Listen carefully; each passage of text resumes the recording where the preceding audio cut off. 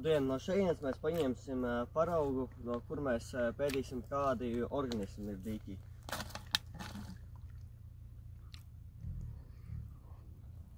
Tā kā esam paņēmuši, teikt, iesim pētīt.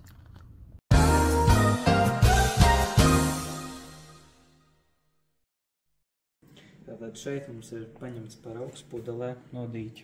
Mēs viņu no sākuma ieliesim mazākā vāglāzītē, lai būtu vieglāk ar pipeti to paņemt. Kā arī varētu precīzāk paņemt vairāk noglušu. Tad mēs ar pipeti paņemam, iesūcam nelielu daļu no ūdens. Tad paņemam uz priekšmetu stikliņu, uzpilinām vienu pilienu. Tad sekstikliņu uzliekam tā, lai nebūtu gaisa burbulīšu. Pēc tam mēs paņemam filtra papīru un noslaukam.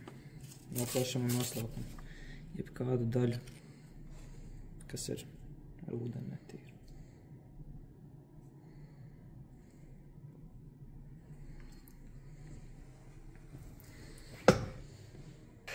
Pēc tam mēs paņemam, noliekam paraugu zem mikroskopu un varam redzēt, noregulējam.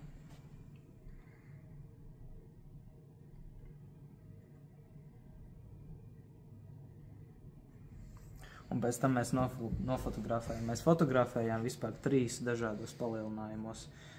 40 reizes, 100 reizes un 400 reizes paraugus.